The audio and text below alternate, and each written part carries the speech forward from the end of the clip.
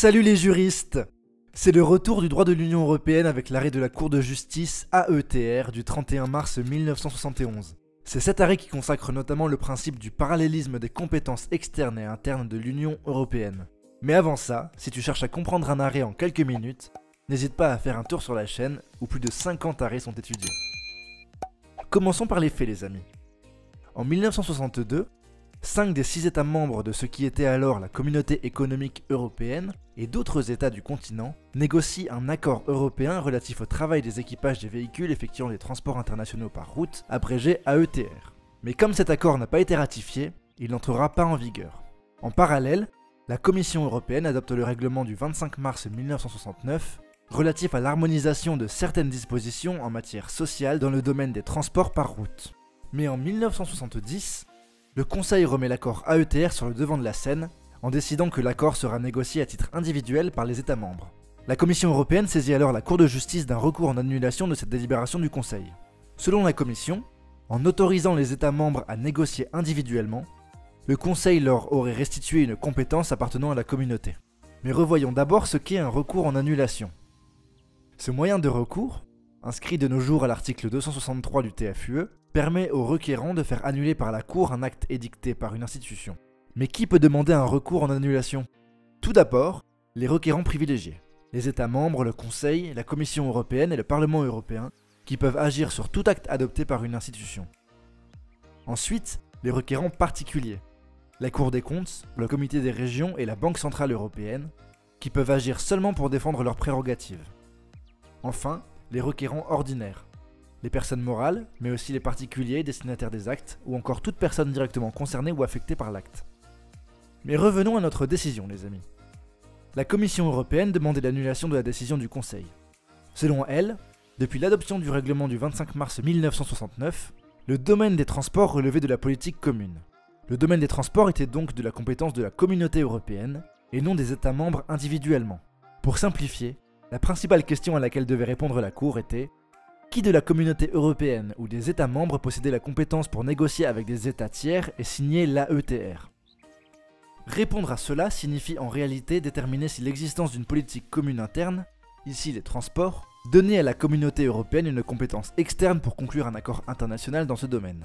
Sur cette question, la position défendue par le Conseil au cours de la procédure est simple. Les compétences conférées à la communauté étant d'attribution, une compétence pour conclure des accords avec les États tiers ne saurait être admise en dehors d'une prévision expresse du traité. Pour rappel, dire que la communauté possède des compétences d'attribution signifie que celle-ci ne pourrait agir que dans les limites de ce qui est textuellement prévu par les traités. Pour établir son raisonnement, la Cour va alors réaffirmer la disposition de l'article 210 du traité CE, selon lequel la communauté dispose de la personnalité juridique. Cela lui permet donc de conclure des accords internationaux avec des États tiers, afin de réaliser les objectifs contenus dans le traité. La Cour rappelle alors que la compétence externe de la communauté de contracter un accord international est explicitement attribuée par les traités. Elle considère que cette compétence peut découler également d'autres dispositions du traité et d'actes pris par les institutions de la communauté. En d'autres termes, cela signifie que, dans les domaines relevant d'une politique dans laquelle la communauté a adopté des règles communes, les États membres ne peuvent plus contracter avec des États tiers des obligations qui viendraient à l'encontre de ces règles communes. La communauté serait elle-même la mieux placée pour conclure un accord international au nom de tous les États membres. La Cour considère alors que les mesures internes et externes de la communauté partagent le même régime. Attention les amis, on est au cœur de l'arrêt. Ici, c'est ce raisonnement de la Cour qui va donner naissance à la notion du parallélisme des compétences.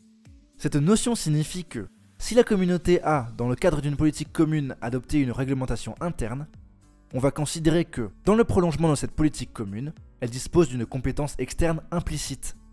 La logique de ce raisonnement a vocation à assurer l'effet utile de la réglementation européenne. Mais qu'est-ce que l'effet utile?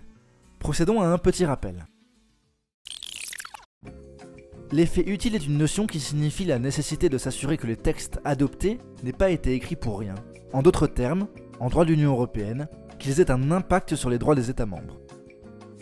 Ce principe vient de l'adage selon lequel le législateur ne parle pas pour rien dire, et donc qu'il faut que le texte produise des effets.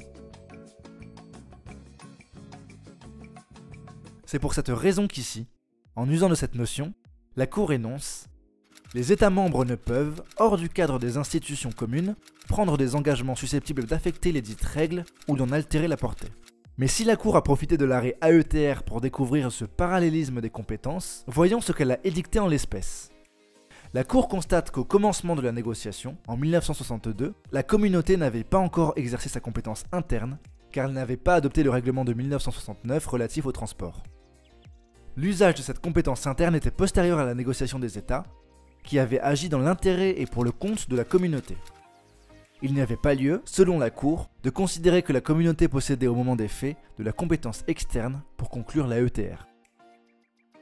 Ces faits vont alors conduire la Cour, dans ce cas précis, à débouter la Commission de sa demande d'annulation de la délibération du Conseil, quand bien même la solution affirme qu'en vertu du parallélisme des compétences, la communauté aurait pu conduire les négociations. Les conséquences de cet arrêt permettront ainsi par la suite le développement de compétences externes implicites déduites d'une compétence interne. Cela sera par la suite consacré par une inscription à l'article 3 paragraphe 2 du TFUE lors de l'adoption du traité de Lisbonne. Voilà pour le parallélisme des compétences. D'autres vidéos de droit européen telles que Costa contre Enel, Van Galen-Loos ou Frankovic sont disponibles sur la chaîne. J'espère qu'elles vous seront utiles. Quant à moi, je vous dis à bientôt. Et d'ici là, filez droit.